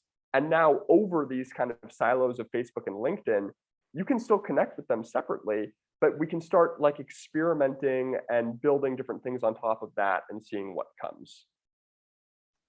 Yeah, no, I totally agree. I think one thing that I'll add is I think there's like a way we think about data because of like we've been using just LinkedIn, Facebook, Instagram, where like when I friend you on LinkedIn, or I like connect with Lauren on Instagram, or I send Tiberius a Facebook friend request, I think there's an idea or a sense that you're not giving someone your data, you're just like giving them like access to it. Like you're not like saying like, here, download my email, and like it's like, no, I'm giving you access to see it.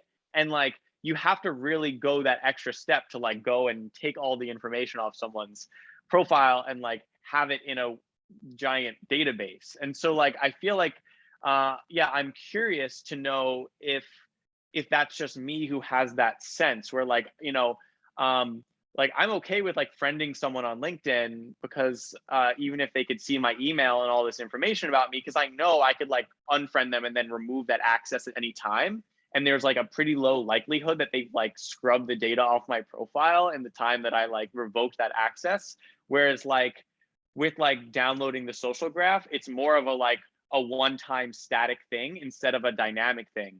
And so I feel like something some like Murmurations would actually be, if it got over this privacy hurdle, would actually be a really interesting protocol, because it could pull the most up-to-date information from your Facebook or LinkedIn or Twitter, instead of like having a static download of it. Because people also change their phone numbers and their emails and stuff. So that would be like my one little like yes, and I would also add, how could we do it in like a dynamic way? Like by the time someone takes that download of the graph and then builds a tool, how much of the graph is it 95% that's still up to date? Yeah, so that's another consideration too, is like the time when you download something and then it's no longer like really relevant.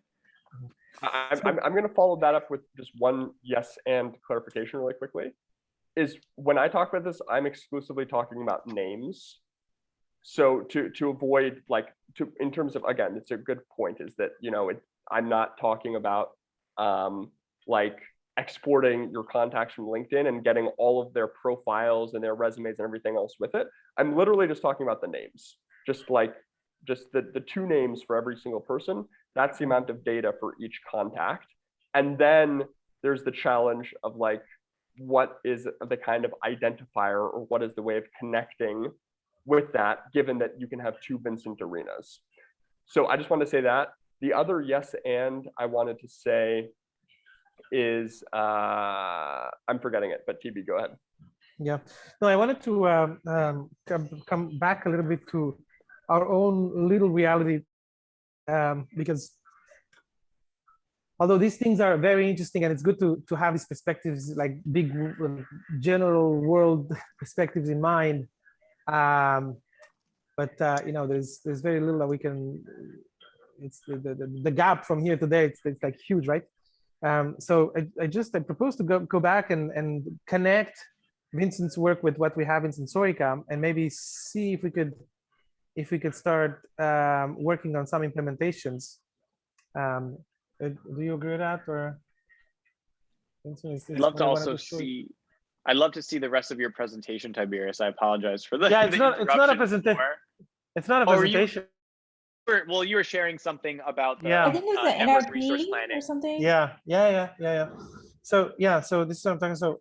So okay, so you know what the NRP is. Essentially here is that most of what you said, we already doing. So I see that there's a huge overlap, and I wanted just to shoot that to you, and then think about, can we build some bridges, can we build some interfaces between your work environment and our work environment, so that stuff flows in between these two environments, and we can actually start co-creating together. We call this formal bridges. We're exploring implementation of those.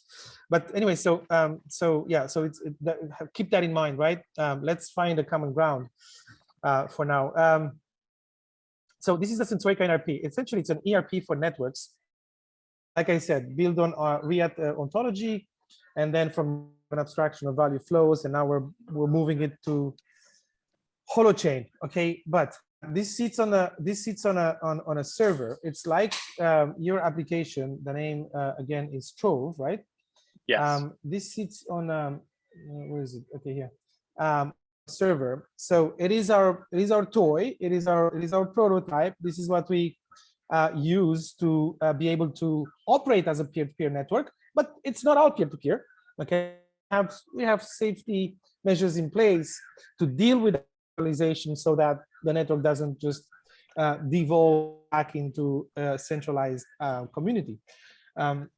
But since we didn't have the tools to have a peer-to-peer infrastructure back in 2011, we started with this. We actually started with the spreadsheets, and I really resonate with what you said before, which is access to tools and transparency when it comes to how the tools work. So initially we were doing our resource management and accounting using spreadsheets, and we're still using them by exporting data from here and giving that the algorithms, making them available for people to see and to experiment with. But from spreadsheets, we evolved these tools. So this is NRP, Network Resource Planning, is like an ERP company. And at some point you were talking about regenerative tools for regenerative activity or action, and recycling stuff. And Lauren was also speaking about the same things. Have a conversation has dried out. I don't like the term dying, because of the regeneration concept. And you were talking about some events that once they finish, they become a repository of information that people can build on top. Well, all that we have it here. So Let me start with that first. So you have organization, you have projects. This is a project or a venture. I would like to use the word not project in Sensorica because it's an open enterprise, right? And so this is a venture, and you have people that contribute to the venture, the active processes, and there's a bunch of others. Okay, and some of them are dormant, dead. They're dormant, meaning people got excited on thing, and they worked on this thing, and at some point the excitement just dried out. But when you're planning a venture and executing activities, well, you're using processes, and processes have outputs that create resources, and the resources can be a document or can be a prototype, a physical thing that lies around in a lab. And these resources become available to the entire network, and they're entirely recyclable in any other context, in any other venture. Okay, so here you have the recyclability of stuff. And that's why I don't like to talk about dead projects, because there is no dead project. Anybody can come and resuscitate it, because a project that has gone dormant exists within the NRP, and you can see all the activities and all the resources that have created. So anybody can resuscitate it, but not only that, you can also cannibalize it, but not to kill it further in the sense of, taking all these outputs that have been created within processes that are part of ventures, okay, and reuse it into your own new venture. So what is the mechanism to that? Well, this is where people log their work for this particular project, a process to create this resource, but at the same time, instead of doing work on something, I can cite somebody's work. I can cite somebody's work, so I can cite a design. Okay, I can cite, I don't know if you see my pop-up, but I can cite the designs that somebody has made in some other context. Doesn't matter which one. Okay, or I can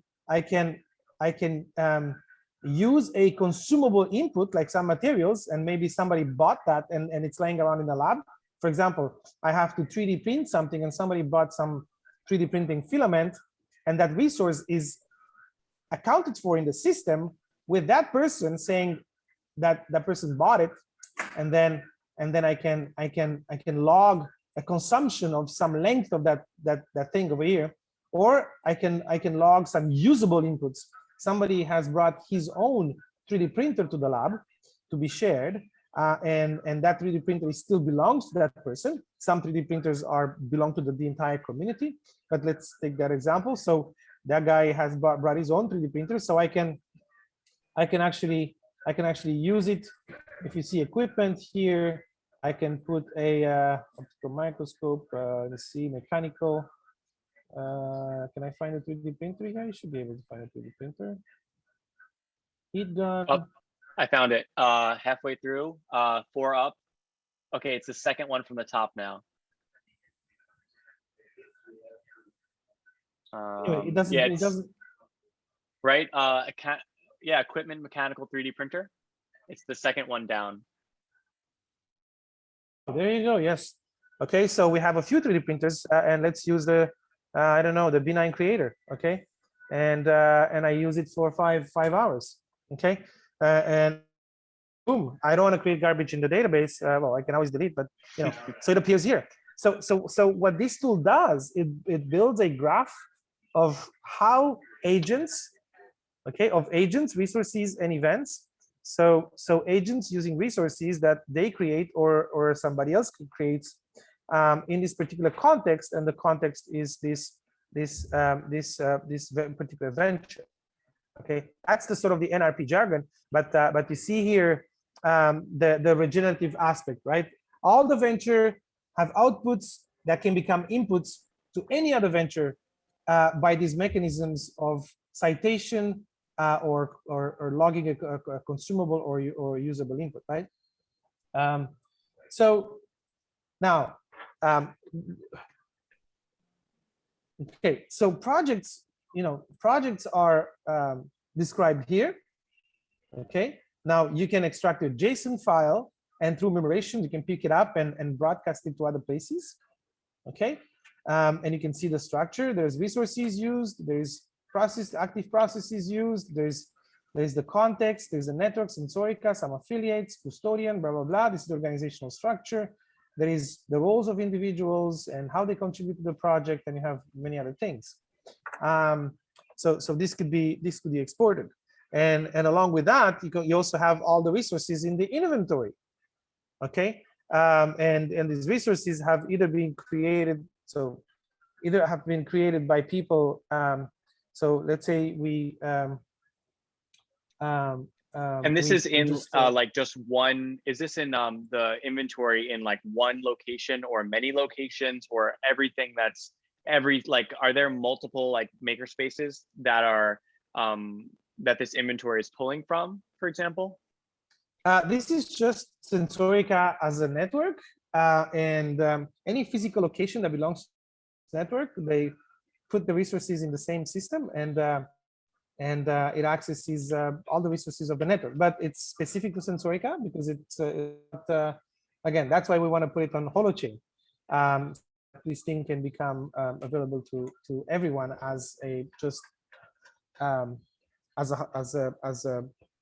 DApp, as a decentralized app, right? And these resources can be, I don't know, you can have a global pool of resources that people create and share, and they can use the Holochain version of TB, I think that the main difference, I may be wrong, between what you just shared and what Vincent has built up with Catalyst is that all the things related to Sensorica is inside out, and all the things related to Vincent is outside in. So in the sense that if Sensorica was a project, let's say a project with all these characters, this open value network characters, it would be a project in the Catalyst framework that could be, let's say, transversing or conversing or making conversations for all sorts of projects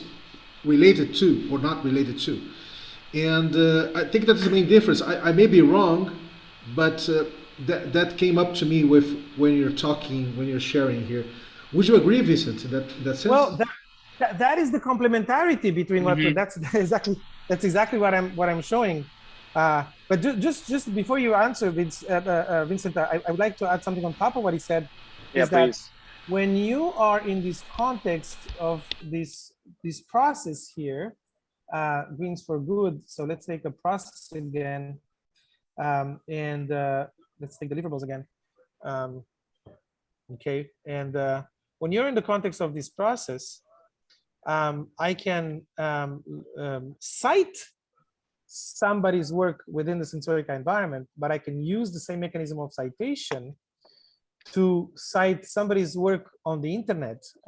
Suppose that we're building some sort of new electronic board, and we find that a piece of that board was already designed as an open source hardware device by somebody else in another community. So we have to do the manual work and use our knowledge and mapping of the open source communities out there in order to know that somebody has done that. And then we just create a link to where that project is, the external project is. And I don't know why it doesn't, it's very slow to load. But through the same mechanism of citation, so I essentially create a digital twin of what that guy has created with Sensorica network, and cite it with that person's name, and then I just send him an email and say, hey, you know, thank you very much for having built this and shared it as a commons. We actually found it, and we're going to integrate it in our system, and we put that as a contribution. So now, either you want it or not, you're cited for stuff, and this goes along with the attribution. Okay, there's all these open licenses for providing attribution to the source. So we gave you, we attributed this to your work. We gave you a citation, but that also gives you access to equity or whatever other benefits that the Sensorica network generates. So thank you so much for putting this in the commons, and know that you can always come back and claim from the benefits whatever is due to you. Now the person might say, oh, it's okay, it's a donation, I don't care. Or the person can say, oh, thank you very much, that's thing. And why are we doing that? Not because we are crazy people that want to share everything we do, but there's an economic argument there. Economic argument, okay? There's an enlightened selfishness attached to that, which is that by doing that, you buy that guy's loyalty and perhaps contributions, because integrating something that somebody has done into your thing, it's costly. You have to reverse engineer it. You have to understand how it works and see where all the hooks are to plug his thing into your thing. Okay, that might take a week, 2 weeks, a month of work, depending on the complexity. Do we really want to do that? Or do we want to have that guy doing the work with us? So by providing that citation, by first of all, discover, then you have to represent here, and then you have to create a citation and go person. That is the workflow that you see here that could be automated somehow with your tools, because your tools are like going in, extracting, connecting, okay, and making these bridges somehow. So the discoverability becomes easier. Once I create a citation, that gets broadcasted to and reaches that person without me having to type an email. You know what I'm saying? Maybe pops up somewhere in its notification. Some of your stuff is okay. Suppose the guy shares the project and you pull that project too. Maybe the guy gets a notification that project was cited by this other project. You know what I'm saying? So yeah, so you see the complementarity, and building on what Denise said, you come from the outside, we are from inside out. So what are your thoughts about this? Wow, that's so cool. Yeah, Tiberius, I love it. In terms of like, this is something I definitely want to talk to you more about. I've been trying to figure out what the best way to actually do something similar in Trove, but I haven't done it yet. It's been more of a kind of warm, fuzzy way to like recognize people for their work. And like, I have like my own like personal, almost like accounting system, but yeah, no, I think when it comes to the different like directories on Trove, a lot of, so maybe since you're right, it's like public facing directories, like check out this list of organizations, check out this list of projects. And so, yeah, I felt a little like, in some cases, I felt a little weird about putting projects or organizations like in the network without people's permission. And so I didn't really know what the right way to like do this is. And I didn't want to like do it unless I had a very clear way for people to like claim their project. Like I wouldn't want there to be a 3-month gap between when people like find their stuff on Catalyst and then like want to claim it. And so, yeah, that's one of those like processes that I think is really important. The other thing that's been interesting for me as this kind of like, I'm building a tool. I have like networks that are coming to Trove and saying, hey, we have a list of like 50 projects that we've organized, and we want to put this list of 50 projects, our organization, on Trove.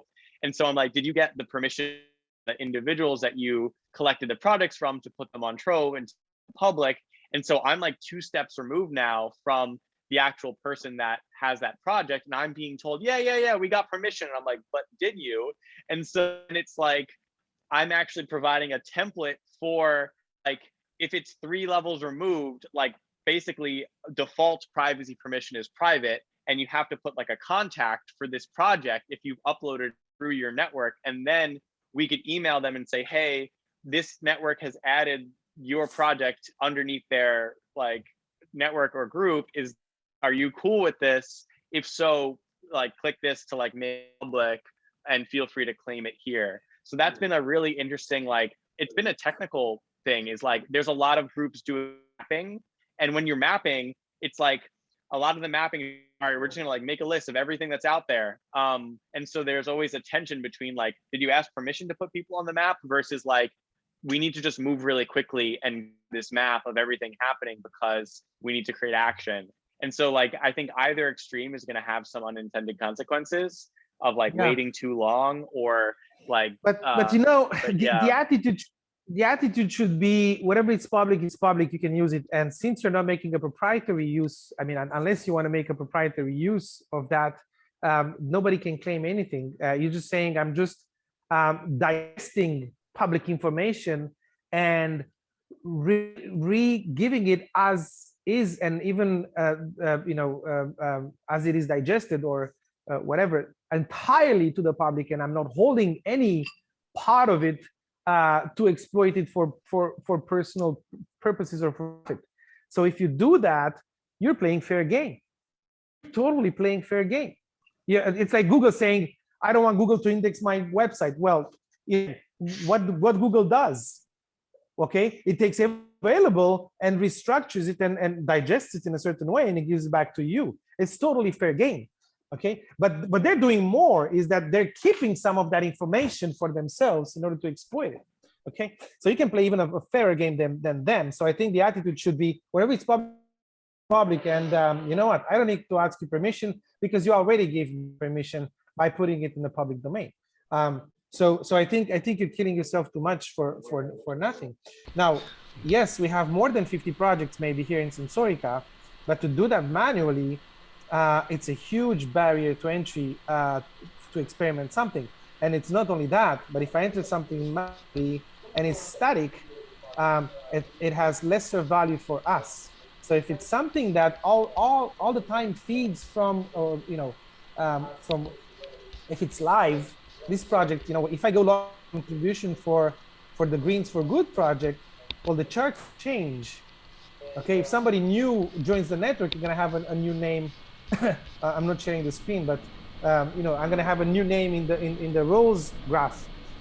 So what I'm trying to say is that we have 50 projects, but they're live, and that bridge to your thing should be one that is live. So I shouldn't have to create a profile that is static because the value is not enough for me to do that effort. You know what I'm saying? Yeah. I 100% agree. I think that's so another. If we can create an API, that would be nice. So we can experiment with that tomorrow if you want, or we can collaborate on project which is moving the NRP towards holochain, and I think your experience is valuable, and your thoughts are more than valuable. We collaborate with many people, but you have your own niche that is very specific to you, and nobody else has done. So you would be very complementary to a larger group of people that are trying to understand how we collaboratively on peer-to-peer infrastructures, and not just have a shared communication tool, but also being able to process resources, process transactions in a secure way, in a network way, meaning not be confined within the boundaries of organization, like, because transactional costs now are so low, we don't have to create these boundaries like cost is transactional theory in economics. Why the firm exists is to reduce transactional costs, and that's why you have these boundaries, right? And legal agreements as part of the organization. So I think we can transcend that and put this stuff on things like blockchain and holochain, and have a global economy of networks. Yeah. So your skills are very specific here. Your skills are very specific. TB, I think we've blown totally our time this time. Yes, we're almost 2 hours and 15 minutes, but it's okay. Good. It worths the time that we share here. Really fantastic, Lauren. This guy called Vincent, not Vinicius. And I would suggest Vincent that the next touchdown, if you're able to attend next week, next Friday. You come with the identity of TB, and TB comes with your identity of Vincent. So it would be nice to see your guys talking. I'll grow my hair out a little bit. And a beer, yeah, yeah. Yes. And it was, I might need more than a week for that. okay. But you can put some protestic beer. I don't know. Well, Sam, what a fantastic intervention, man, that you made. Really good, really insightful. I would just say that I just don't want to continues to validate the Web 2 corporate model of economics, right? That's why I'm not thriving. I don't want to thrive. Let's say I want to do any new movement, let's say fresh movement related to Facebook, to LinkedIn, any of this. But I totally understand where you're going with your perspective. Really interesting, because this is something that we can already do, right? So we can do this interoperability that you just mentioned between social graphs, and that's it, folks. I think that we can wrap this up. If Claudia wants to share something, and TB and Vincent and Sam, we can go to an end here. Yeah, great. Yeah, Lauren, thanks so much for inviting me here. And yeah, always, as always, you're on point with your connector abilities. And yeah, it was great meeting all of you. Really looking forward to continuing the conversation. The meeting that I'm actually late to at noon, I'll post a link. You guys are welcome to join. We actually do it every Friday at noon, and it's kind of a co-working session for different software platforms to actually just do the work of like interoperating. And so that's usually, yeah, we kind of have a combination of like 50% talking and 50% actually just like, all right, let's like do stuff together. Let's build a bridge between, you know, so like a few of the different groups, yeah, we're working on different, you know, how can we in an hour figure out a way to connect things that we're working on. And so it's a pretty neutral open space for people working on different technologies to connect and interoperate. So I'll post that there. Definitely welcome to join. Lauren's been to a few of them. I don't know if she'll be attending today, but yeah, no, this was really great. And I think, yeah, Sam, I'm sorry I didn't get to respond to your points in the chat. But I'm going to ponder on them, and hopefully we can continue the conversation soon.